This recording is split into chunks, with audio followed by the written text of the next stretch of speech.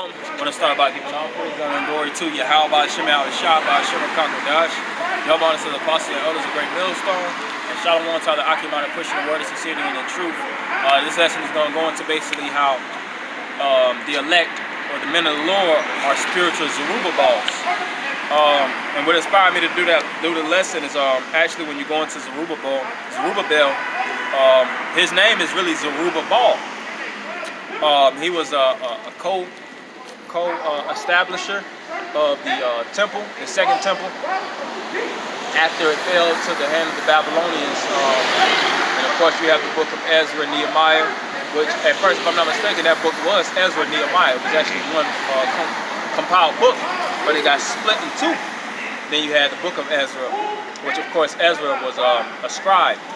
And he was big on scribe law to get Jake reestablished and reattached to their heritage. And then you had Nehemiah, which is in the Hebrew is Nehemiah, which is the comfort of the Most High. So you had one which was the comfort of the Lord that was helping reestablish the wall of Jerusalem. You had Ezra, which his name is in the Hebrew Isaiah, which is a help. He was a help to actually reattach Jacob to their culture and heritage. And you also had Zerubabel, which Zerubabel, his name is of a heavy significance, which it means planted in Babylon, because what, he lived in Babylon and he was planted in Babylon, but his sole purpose in Babylon was to reestablish the laws of Yahweh Shema Shah, get the temple established, and to reattach Jacob to the culture and heritage. So we all are spiritual Zerubabels. We're planted here. We're our seed. We're of the seed, so to speak, and the citizens of the U.S.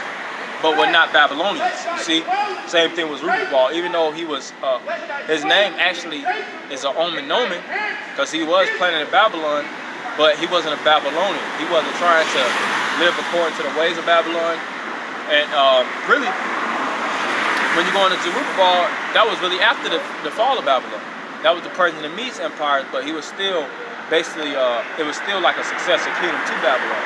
So I'm going to read a little bit on Zerubabel.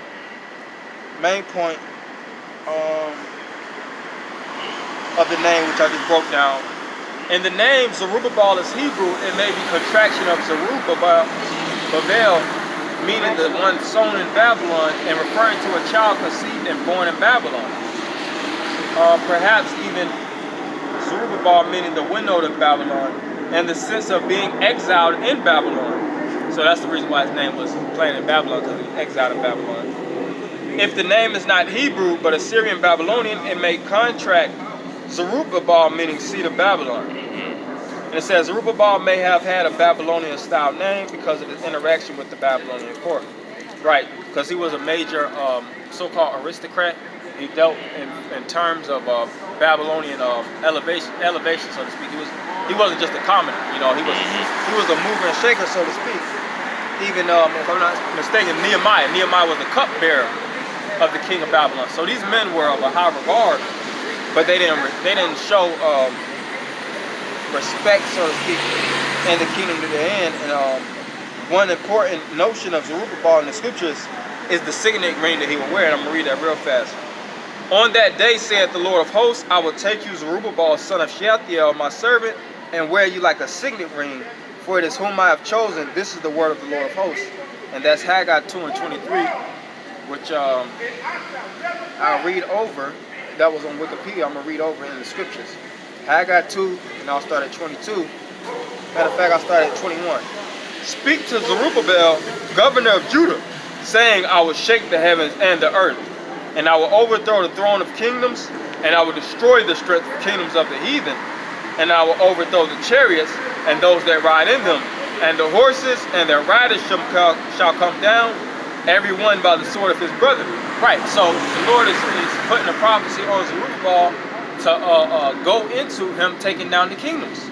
So us living in Babylon now, we understand through the spirit of prophecy, these words are living and they're breathing, and they're applicant for the system that we're living in, because America is the virgin daughter of Babylon, written in Revelation, the 17th chapter. All right, that the virgin daughter that dwelleth amongst many nations, with the 7 heads and 10 horns. And you have the prophets that's subject to the prophets, and they're back again. You have the walls and the buildings of Jerusalem that's being built up, which is known as the tabernacles of David. You have the prophets prophesying like Jeremiah, Isaiah, pursuing to Jeremiah 28:8, prophesying the fall of the kingdom. You have the miracles that's soon to come.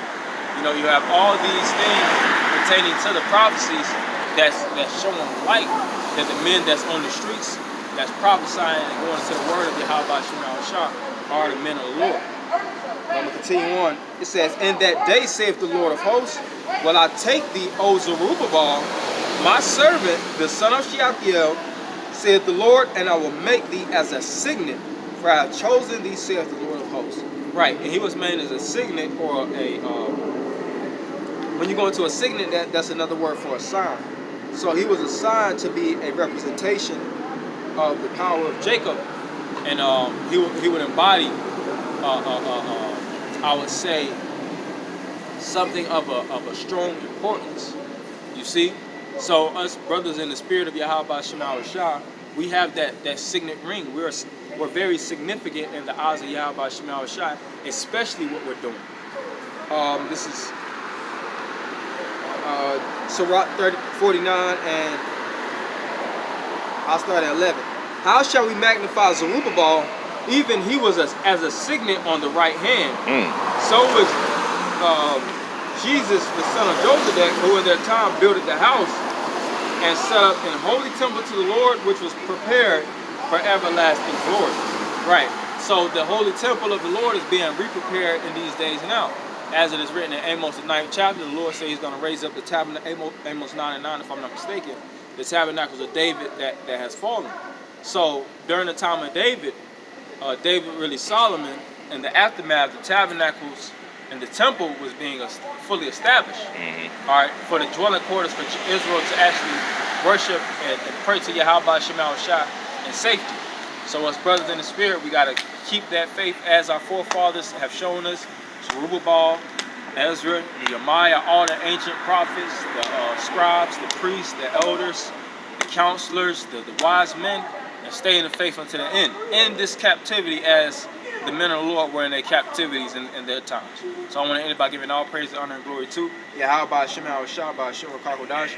Double honors to the apostles and elders of the great millstone. Shalom.